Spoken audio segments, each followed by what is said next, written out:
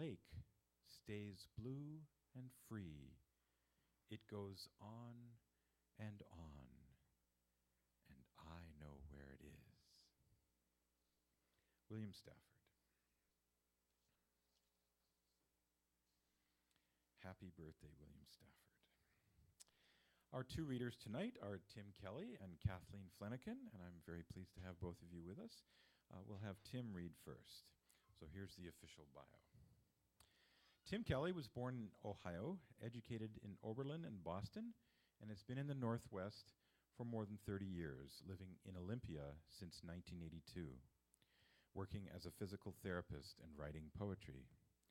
His poems revolve around the body, its fragility and resiliency, and the intimacy of working on them. He has 4 volumes of poetry, the second of which won the Field Prize, and the third the Floating Bridge Chapbook Competition. And we have, he has some books here for sale, and you can ask him about that at the break. He's had poems published in the Iowa Review, Northwest Review, Seattle Review, and many other journals, probably some that don't have review in the title. Please join me in welcoming Tim Kelly.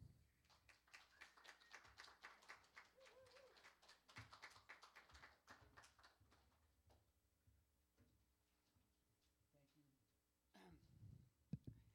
Thanks for everyone for coming out, and I'm not sure, I think it might be a curse to follow William Stafford, but this is like Christmas for me. I'm going to read all new poems tonight, so there might be some stuttering. This first is called Chanson Extatique.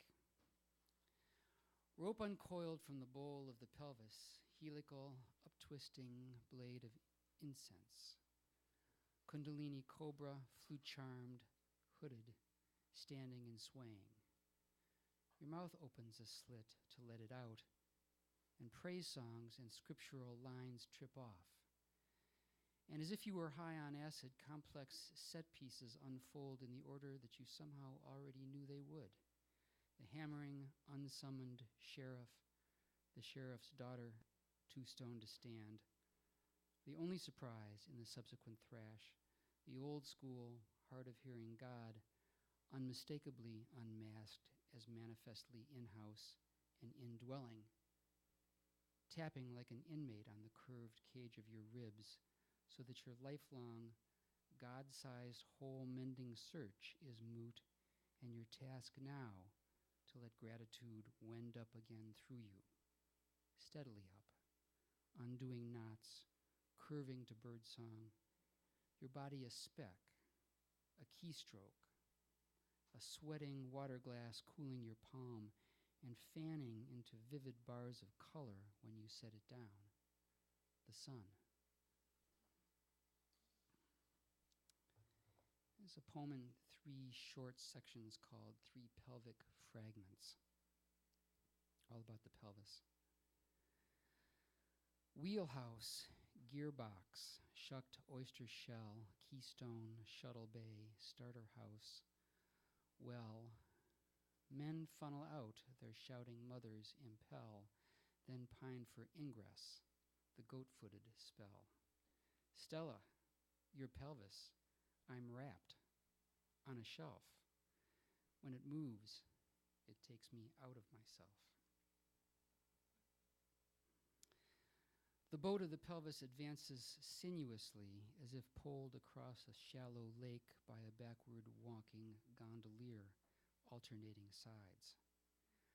I fell in love once watching my wife walk out of Lake Chautauqua with a scatter of her sisters one midnight, the lot of them laughing, hip deep, twisting their hair, plowing pelvises lit up like a line of Easter luminarias. Not square as a bread box, not round as a bowl, the pelvis nods and swivels around the axis through the hips. The baby's head, turned down, engages mom's pelvis, signaling, spiraling, and squeezed out, bruised and bud-like, cone-headed, brought, at last, sudden squall, to light.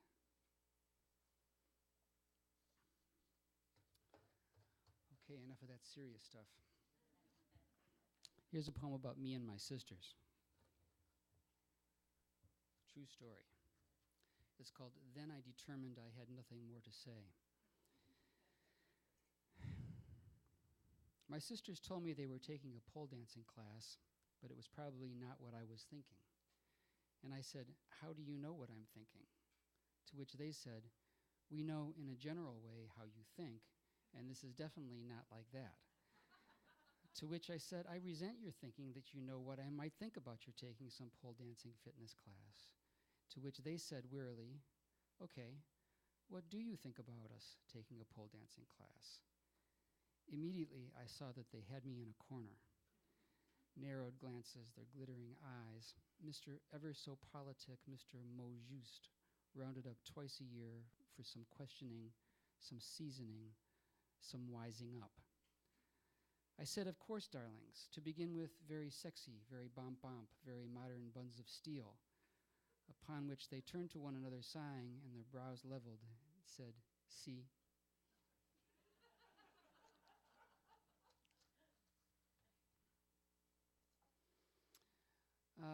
I'm a physical therapist, and this poem is called Sarcopenia, which is it's a particular reference to the fact that as people age, they lose muscle mass. It gets much harder to add muscle mass as you age, and I happen to be that age.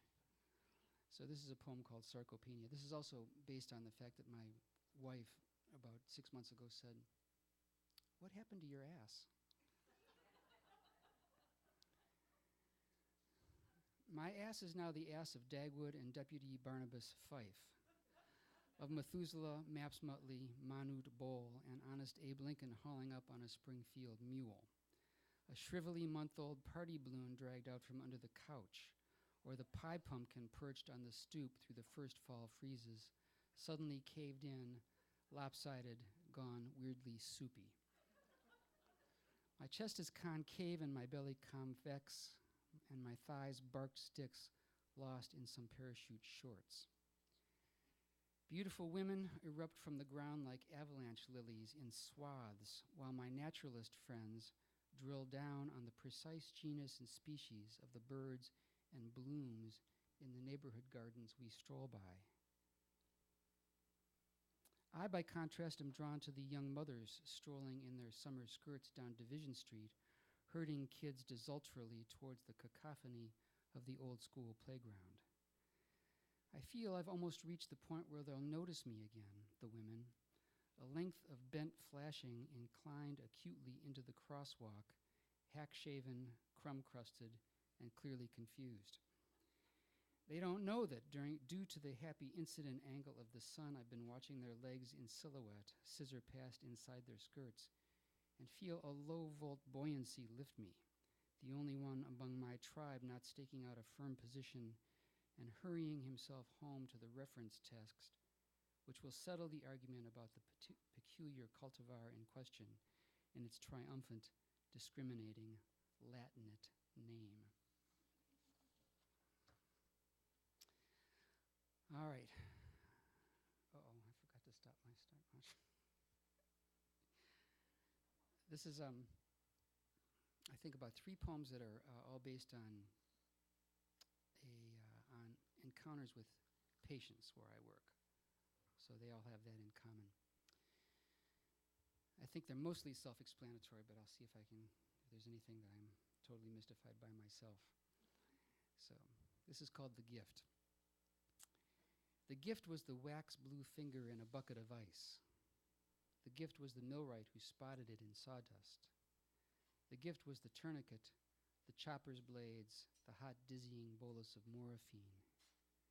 The gift was the gowned, binoculared surgeon, the lights bathing the blue-draped field, the slow, patient sorting of nerve, tendon, vessel, tiny crescent sewing needles, tweezers, clamps, and thread.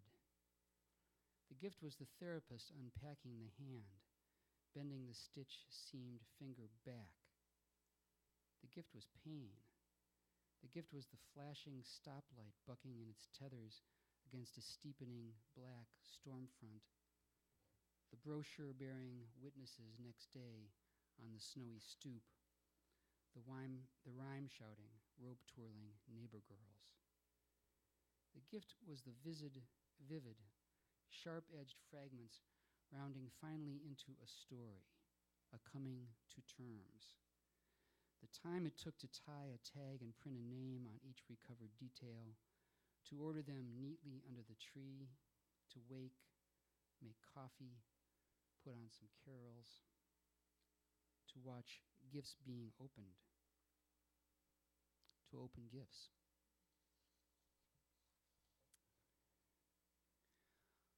This is called Doing the Math, Total Hip. It's about a total hip. I realized that this poem pivots around a concept that most people may not know, which is that nowadays, when people have their hips replaced, we get them up immediately, same day. And so when I first saw this guy, that was not happening. So he fell, miscalculated the reach he'd need to through-bolt the board he was using to stiffen the sagging eave he'd floor-jacked back to level. And the calipered diameter of the cracked ball and socket, the skew and camber of the femoral neck, are factors which the surgeon, having sawn the head and neck from the long shaft of the femur, uses to size and hammer home the etched, machine-polished prosthesis. His labs graph out nicely, and he's home the next day, 30 staples down his thigh, dreaming his odd, clock-stopped, opioid dreams. Now his wife has levered him out of the car and rolled him up the ramp to me. I shake his hand him my card, and he hands it back blankly, too taxed or too blind, possibly, without his specs. A burst of rain staccato at the window, a week removed from his surgery. I squat down, eye level, to size him up. What, I ask, are you doing in that chair?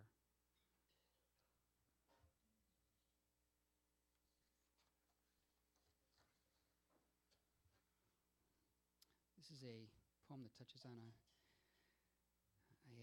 conversation I had with Michael at dinner, so this will be for him. This is called Fifth Visit. The node dissection's long scar, like a satellite photo of a meandering Icelandic river, was the start of her shoulder problems. It hurt to raise her arm away from her side, so she compensated, made do. The good thing was that the cancer, the sick brush with death, brought her husband, handsome devil, good dancer, driveway mechanic, incorrigible, her words, pussy hound, back around. Suddenly he was there holding the basin into which she vomited, fluffing pillows, walking her through the door of the wig shop. Now, breastless, lighter, and happier than she's ever, her words, been, she chauffeured in twice weekly to see me. He listens to jazz in the car in rain, like slow brushwork on a trap set, while I coax open his spouse's bound-down shoulder and dole out her modicum of pain. She calls him on her cell after I've measured her flexion and praised her grit, the hard daily homework it hurts her to do. Her eyes brighten as her ride glides hissing up to the door, and he leans, swings open the passenger door, and pulls her in just before she reaches rain.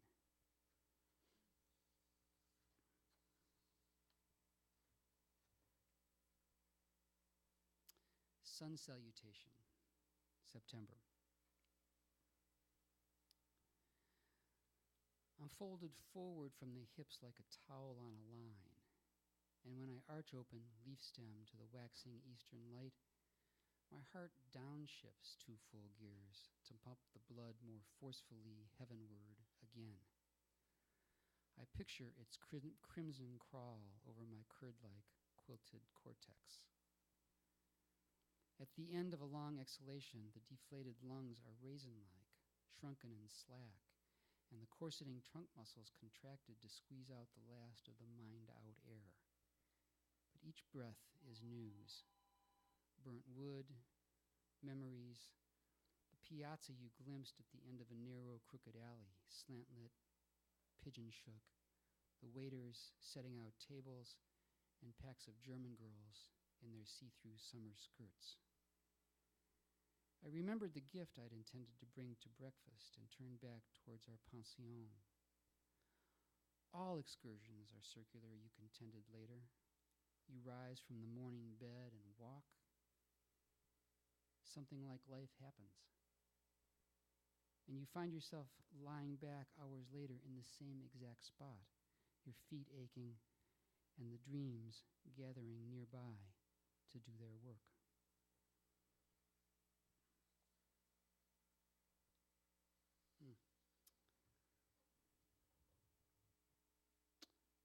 Trouble swallowing. The virus has painted my lungs and throat red so that it pains me today to swallow what I ought.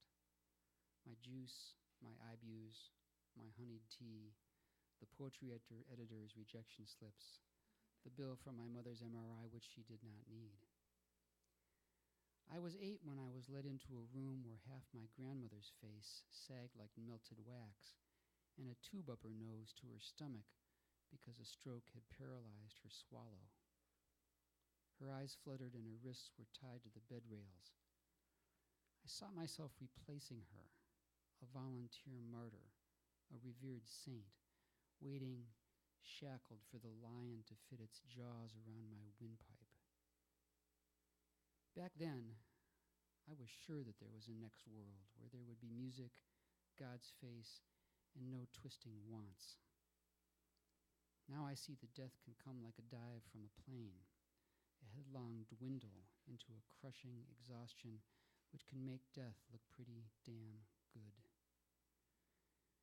When we left my grandmother, my mom and I stopped at Dairy Queen so we could cry, then feel something cool slide down our throats.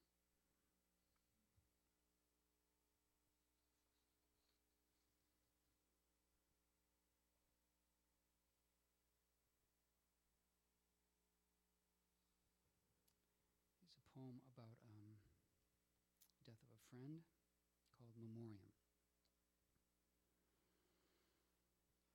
The plum's perfect marriage of tart skin and sweet flesh couches the ridged, wrinkled seed, small, unswallowable, vector, vehicle, zipped script, which sculpts the sister trees spiraling up soon, we expect, from the field. We tramped here a year ago Sunday on our anniversary, the curved fields opalescent. A beautiful friend was dead. We'd just learned brilliant light, and less comprehensibly by his own God-fashioned hand. Now I follow Lisa through the orchard, her graceful gait, her hips and back like words and music married so perfectly that I'll never get that rooted pop confection out of my head. We sit with a clutch of plums. We sit with a clutch of plums, sticky with the juice. I study her face, give her my hand. She spits the scoured yellow pit into it.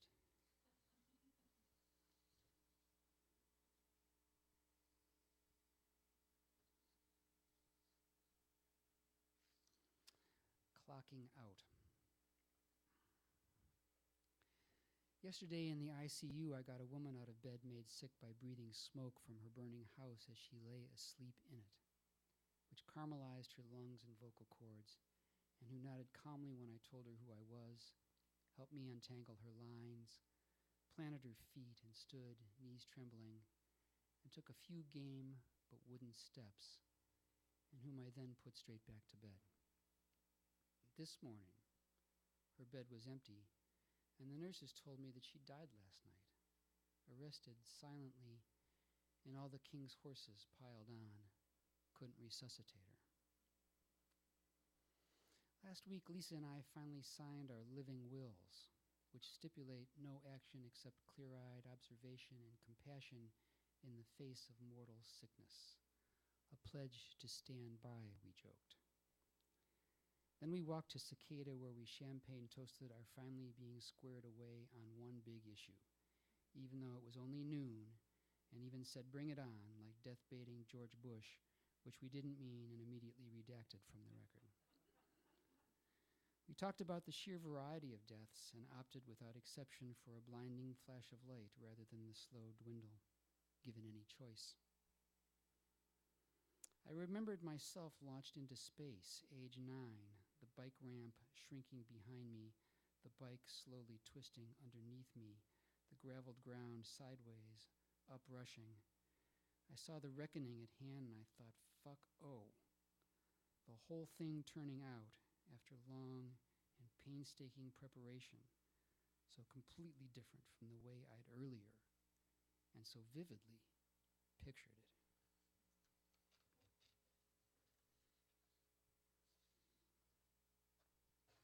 Okay, one more. This is called Cracked Rib, and it's about cracked rib. If you've ever had one, you will understand this poem. Cracked rib. The basket weave of the trunk muscles. Basket weave of the trunk muscles, crisscrossing fretted ribs, creates a cylinder in which the chambered, vine-twined heart. I'm going to start this over again. The basket weave of the trunk muscles, crisscrossing fretted ribs, creates a cylinder in which the chambered, vine-twined heart strides in place amid the dark pinks and purples of the puzzled, pactite organs. The ribs lift 5 degrees with inspiration and rotate in terraced order around the axis of the spine. By the 6th decade, simple stressors, a reach across the table, a bump against the tub, can crack that rake-tine rib, which brittles, as long bones do, with age. And the patient presents with exquisite, seemingly disproportionate pain, an ice pick, they say, a prison shop shank jammed in and twisted, breathtaking, lit up mercilessly again and again by the smallest motion, a laugh, classically, or, heaven forbid, and God bless you, a sneeze. Thanks.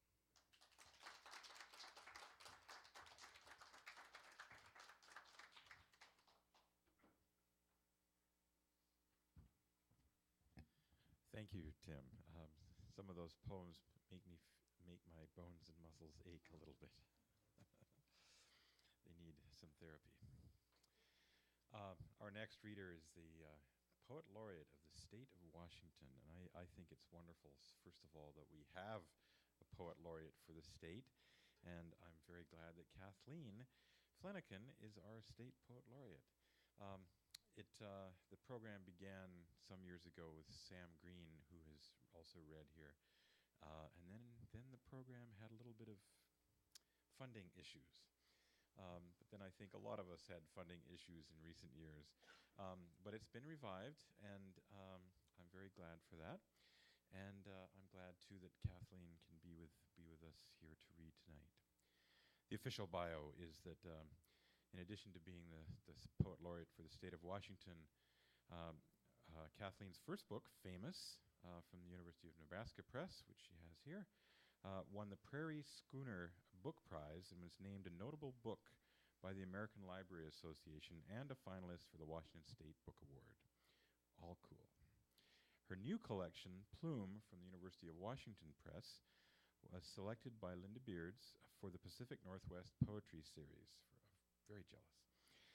It's a meditation on the Hanford nuclear site here in the state. Her awards include fellowships from the National Endowment for the Arts and Artists Trust and a 2012 Pushcart Prize. And also, not mentioned in the bio, is her involvement with Jack Straw Writers Program and Floating Bridge Press, and there are many other things. And if you don't know any of those, please check them out. And on a personal note, especially since it connects to Plume and the subject of the challenging subject of the Hanford nuclear facility. In 1963, I had a friend, in college, and she was born in 1963 in Richland, and she grew up in Walla Walla, and she was for a while my girlfriend. We used to go skiing and play racquetball a lot together. Then she married somebody else. Um, then she came here to University of Washington and got her law degree, and was a district attorney in Seattle. Um, the last time I saw her, I was living in California. She had no hair. She was dying of some disease, and she'd been researching her classmates, a surprising number of whom had increased incidences of cancers and other illnesses, all traced to Hanford. And she died before she could do anything about it. And that, to me, her story is what first really alerted me to some of the issues that go on at Hanford. And, if you don't know the history and its impact on World War II, and there's, much else, other environmental issues, as well as personal stories. All of these things are covered in Kathleen's book, Plume. And even the word plume has many, many rich meanings, positive and negative.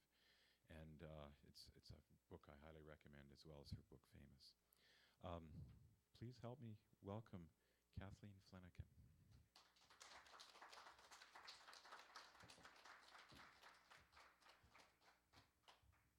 Thank you, Michael. What a wonderful introduction. And thanks so much for having us. And it's always a delight to read with Tim Kelly. He's a wonderful poet. Not only am I his publisher and friend, but the very first time we ever met was reading together up in Bellingham. So it's like old times being together. And thank you all for coming. It's so nice to see you here. I'm going to put on my poet laureate hat briefly and read a poem. I like to share some poets with you. This is Molly Tenenbaum, who is our own poet. She lives in Seattle. And I just read this morning. I thought, oh, I want to share this. It's called Yet Another Sun is Always at Work. My real new life shows through the life I'm in, blushing off orange or tingling after the fork that fell. Nothing I've said of it so far is right, but it will be creamy, like unsalted butter. It will know everything, even how to stay crisp on the bottom, how to be cut without fruit sliding out, will be pie itself, berries bubbling their blue, gluey mouths, gold edges dissolving, and slow, like the sun wants to be, but can't, poor sun, who would gaze at the man doing dishes, the woman quiet and reading, would pause in the side yards between the houses, happy and sad in every color. She's kind of a magician, I think. Okay, I'm going to read actually a few new poems, and I will go to those Hanford poems in a little bit, but sometimes I need to do other things too. They're sort of unrelenting, so I like to do other things. So I'm going to start with a little poem that came of the work I would do with writers in the schools. I go in and I work with 3rd, 4th, and 5th graders. And sometimes there'll be a space between classes, and I'll go into the library and I'll pick up a book by Beverly Cleary or something, and I'll read and I'll look around. And one morning I was in there during recess, and there was this little girl came in with a bunch of other little girls and boys, but she caught my eye, and she pulled this pop-up book off the shelf, and I just couldn't stop watching her. It's called Little Girl with Pop-Up Book. She sits, actually stands on her knees, on a library chair as she explores an engineering masterpiece of large and small unfolding beasts. She studies every page, skips nothing, pulls tabs and levers, revealing a paper tiger or flying griffin.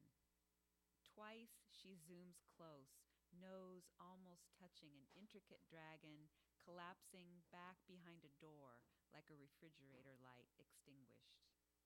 Children and time ghost by. She is the hub of a balanced wheel, still but in forward motion. Let her represent the human race. For one afternoon, all is forgiven.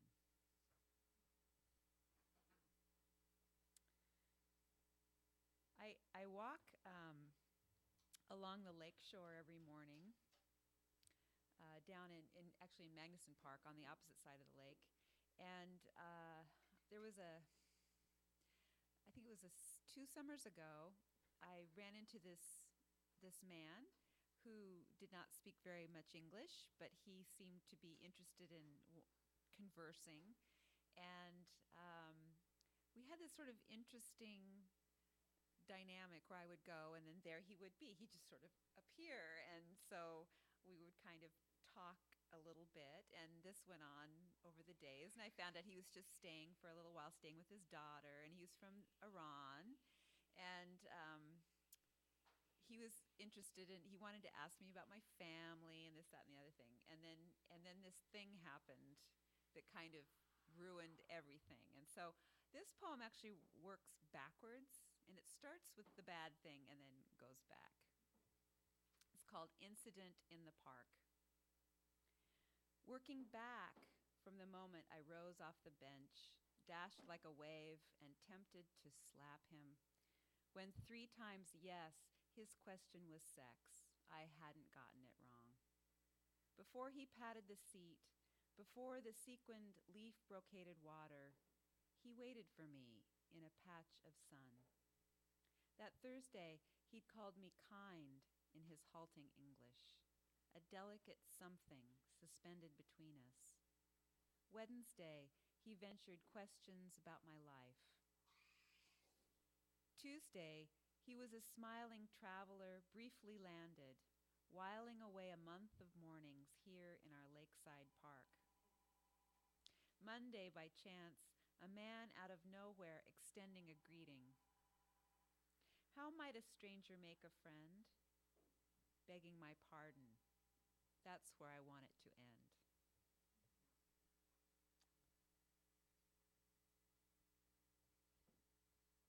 Let's see.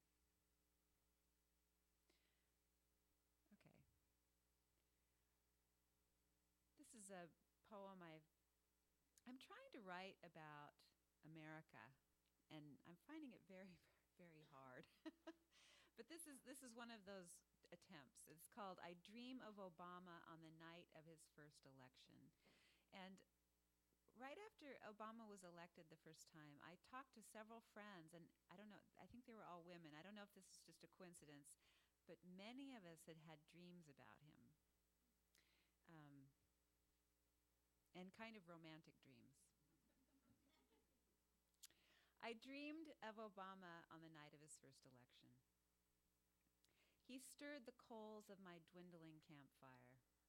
We were alone.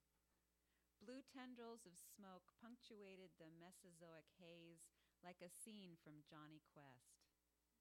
Up and down the basins, Americans smoldered. The tent flap behind us fell open meaningfully, and my voice was low. I'm unnerved now by what I confided. His hand at rest on my knee. We camped at the edge of a rainforest that hissed like a plane crash, like the mouth of a beast, tangled and treacherous. Our ways on the eve of battle, tender and lit from within. This is the last time, I whispered. I can't keep caring this much either way.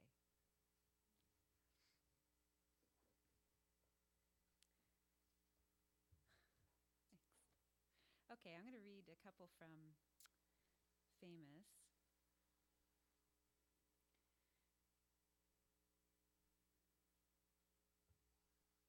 This is called A Middle Child is Born. His birth at dawn was easy by the standard of the first one. The sky remained white all day, or rather rather that small chunk between office buildings visible from her hospital window.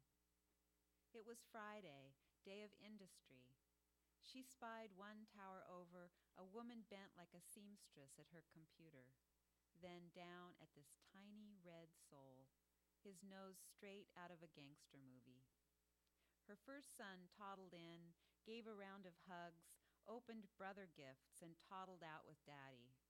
Nurses peppered the afternoon. Around 2, she wept violently for the ruined life of her radiant firstborn. She caught a glimpse of a woman her age gesturing boldly in a business meeting, then 3 cleaning women making rounds with their spray bottles and vacuums. The day was long, like any spent lolling in pajamas, with a new companion short on talk and a little standoffish, attending to a careful inventory of toes, swirls, delicate veins, and crying, grave with perfection, and all the ways she would let him down. The office lights doused now, his navy eyes open.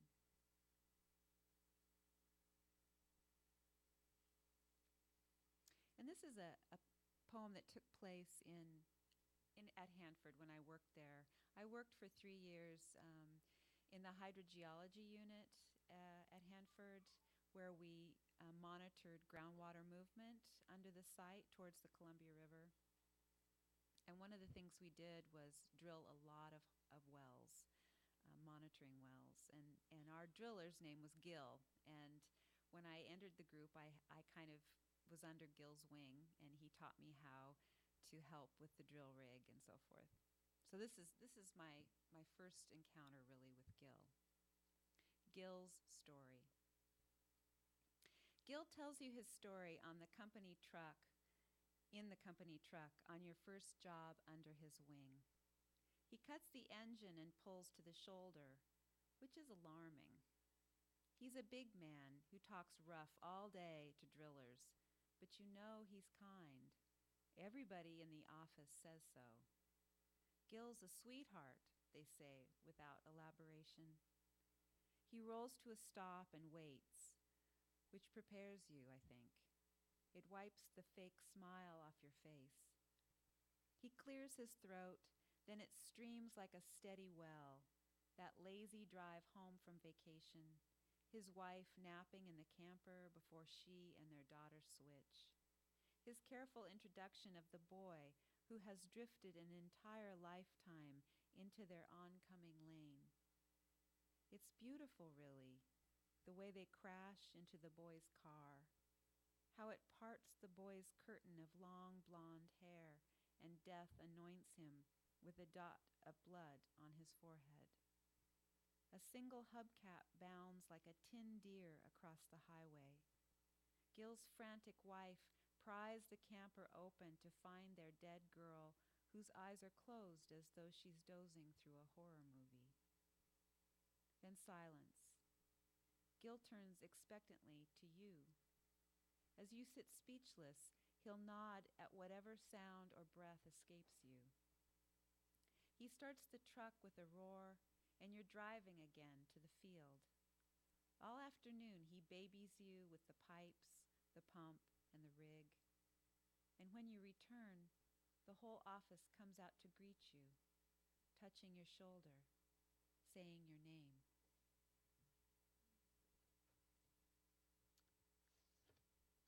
So that sort of leads me into Plume. I think I'll read 4 of these poems. I'll start with a poem from childhood. These poems began as really kind of a memoir, a group of poems about my memory of being a child in Richland and kind of thinking about how wonderful it was, but also how strange at the same time. Things we didn't pick up on at the time. And then that just kept coming. And then I started researching and reading about Richland and about Hanford.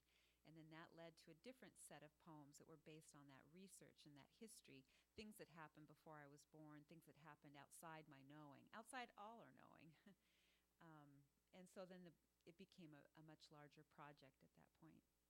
This is a book that took me about 7 years to write. So this first poem is called Whole Body Counter, Marcus Whitman Elementary. And when I was in kindergarten, this big truck rolled onto the blacktop at our school, and every child in the school went through the back of this truck and had their internally deposited gamma ray emitting radionuclides counted. And we never really knew what they did with that information, but that was just something. It's like, you're all going to go through this. This is just what we're doing. So that was one of those things that, it's like sort of a cultural touchstone for people my age. Whole Body Counter, Marcus Whitman Elementary. We were told to close our eyes. Everyone was school-age now, our kindergarten teacher reminded us, old enough to follow directions and do a little for our country. My turn came, and the scientist strapped me in, and a steady voice prompted, "The counter won't hurt, lie perfectly still." And mostly I did, and imagined what children pretend America is. Parks bordered by feathery evergreens, lawns so green and lush they soothe the eyes, and pupils open like love. A whole country of lawns like that. Just once I peeked, and the machine had taken me in like a spaceship, and I moved slow as the sun through the chamber's smooth steel sky. I shut my eyes again and pledged to be still, so proud to be a girl America could count on.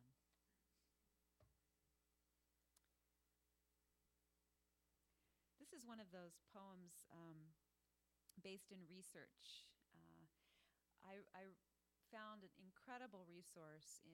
It's a book called On the Home Front by Michelle Gerber, and it's a narrative that follows. It looks at all the environmental pathways: air, water, surface water, groundwater, solid waste, and sort of goes through the history of what happened. And she had to go through tens of thousands of declassified documents to sort of write this story. And much of it is, people just didn't know. And so going through that book, I kept being struck by what people knew that were working out there, and yet they'd have to go home and hang out with their neighbors, knowing these things that they knew. And I had the hardest time with that. There was one particular situation where the biology unit was looking at the level of contamination in the Columbia River, and they were even doing very careful studies of the fish and how much fish people were eating, because they were way over the safe levels. And so now they were looking at, well, how many pounds of fish do people eat and so forth. So I just think about that, and the biologists going out, and they were actually, going out to the dock where people were fishing and asking them how much they were eating, and then thinking about that guy going home and hanging out with the neighbors, and so I could just say it over and over again and not make sense of it. So this is the poem that came out of that. It's Richland Dock, 1956. Someone launched a boat into the current, caught and delivered fish to the lab, and someone tested for beta and P32. Someone with flasks and test tubes tested and retested to double-check the rising values. And someone drove to the public dock with a clipboard and tallied species and weight, chatting with his neighbors. Which fish are you keeping? How many do you eat? And someone with a slide rule in a pool of light figured and refigured the radionuclide dose. Too high. Experimented frying up hot white fish. No, no. Then someone decided all the numbers were wrong. Someone from our town. Is that why we were never told? While someone fishing, that little boy, the teacher on Cedar Street, caught his limit and never knew. Some of these poems are in other people's voices. This is a poem by, in the voice of a character, Harold McCluskey, who, when he was 64 years old, was in a terrible industrial accident in 1976. he had working in a glove box, and it exploded, and he was exposed to an incredibly high dose of americium, and he became the most contaminated man who ever survived a radioactive accident of the sort. And he had to live for 5 months in isolation, which meant like this little steel tank on the border of the hospital.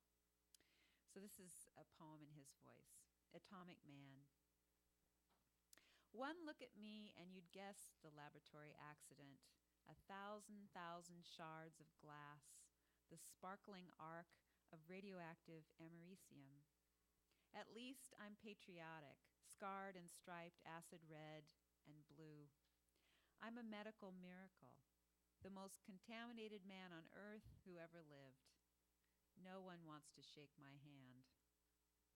If the sun were the size of the sun, my heart would be a baseball in the steel and concrete isolation tank at the edge of the hospital parking lot I call home. I am a planet now, cragged surface, magmatic core, and my nurses might as well be astronauts.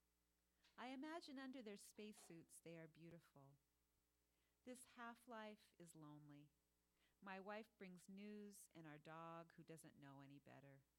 A few old friends shout greetings through the door.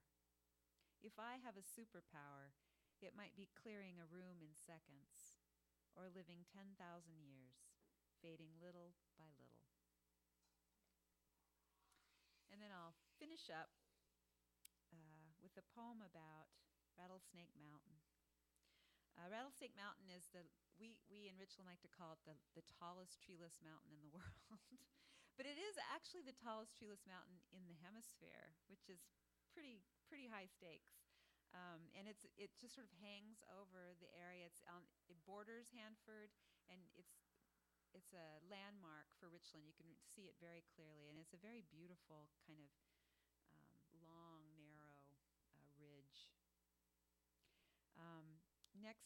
So one of the things that's so interesting to me about Hanford is that, it's a very contaminated site, but it's also preserved the landscape. That's the last sort of disturbed stretch of shrub steppe landscape left in the west. So that's one of those great ironies. Rattlesnake Mountain. We claim it's the tallest treeless mountain in the world, which is only true if you behold it.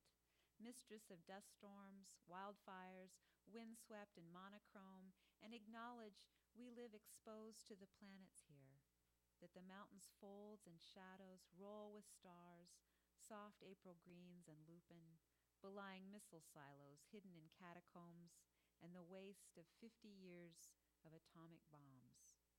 Our families all came from elsewhere and regarded the desert as empty and ugly, which gave us permission to savage the land.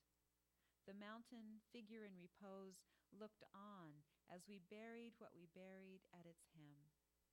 Desert turned vineyard, orchard, strip mall, houses in every shade of beige.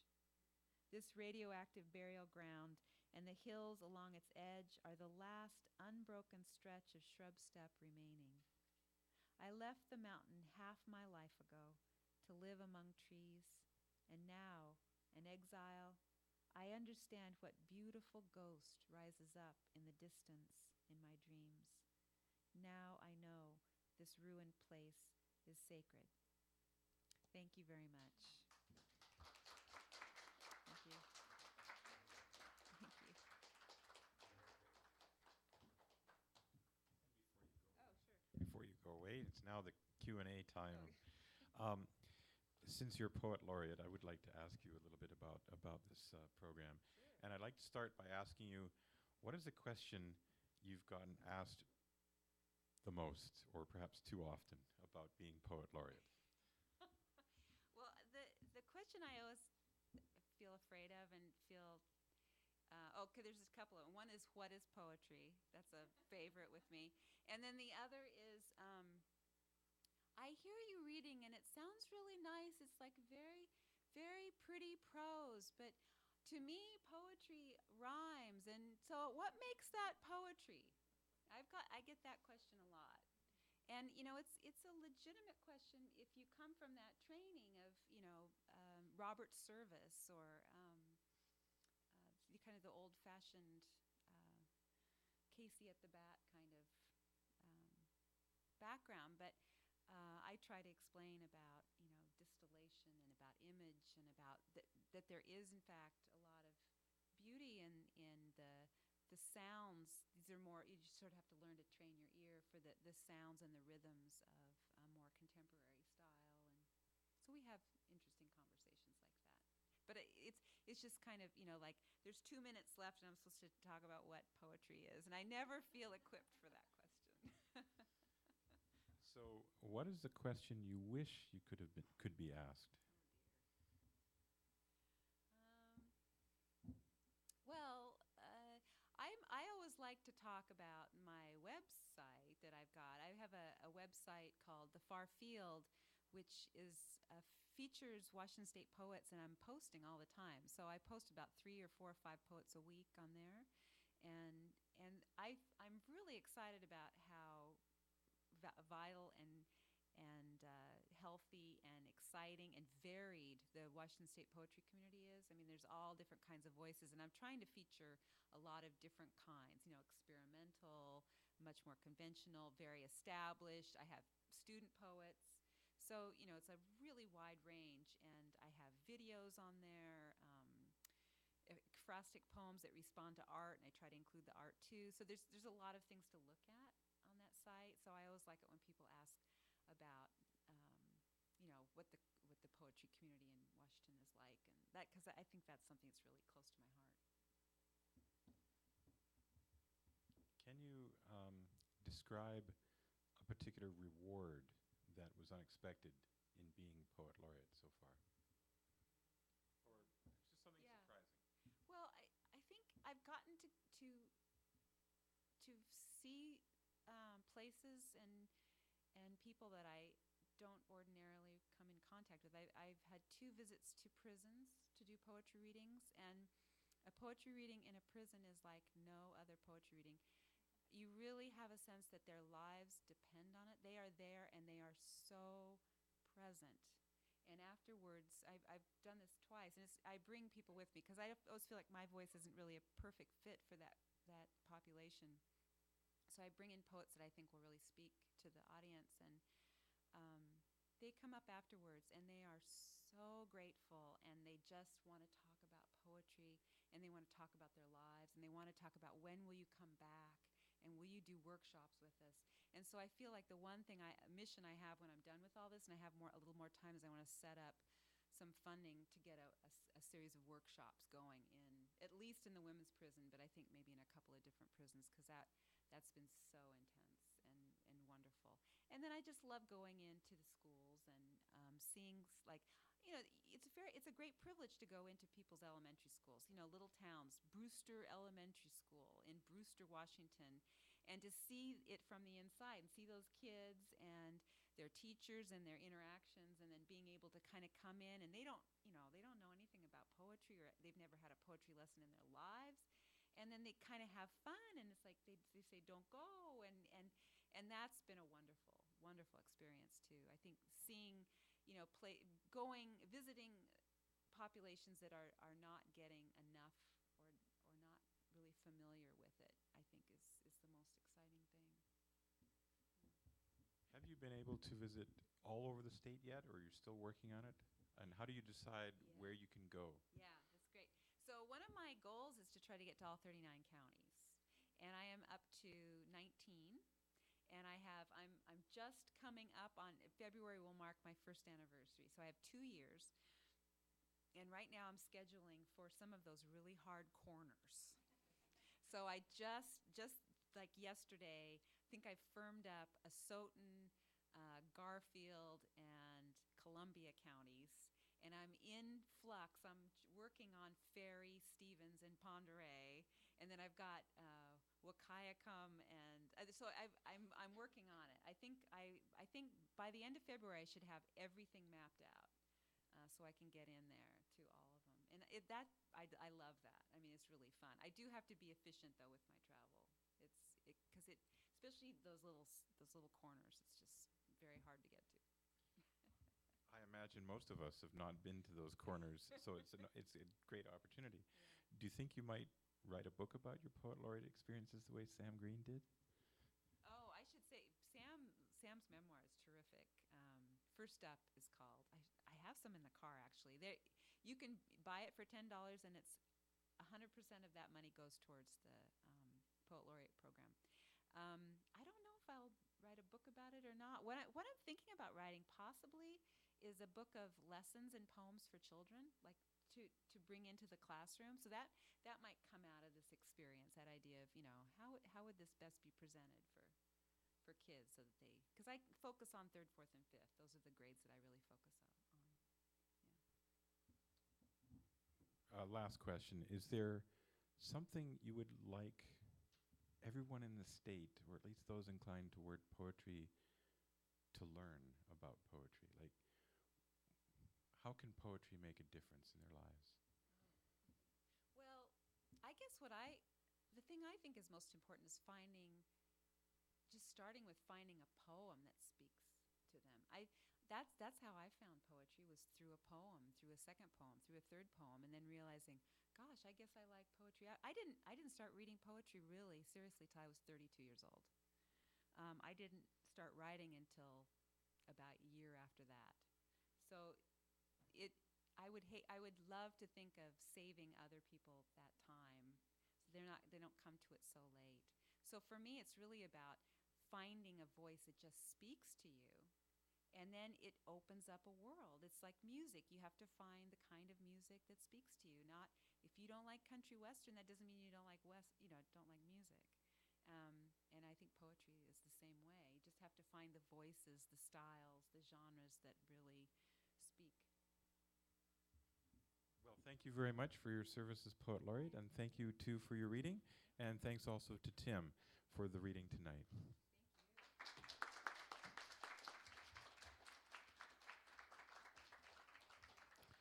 We'll take a short break. Please get something to drink or eat. Check out some of the books available down front. And if you haven't yet signed up for the open mic, the sign up is over on that table. And then we'll start up again with our open mic readers after break. Thank you.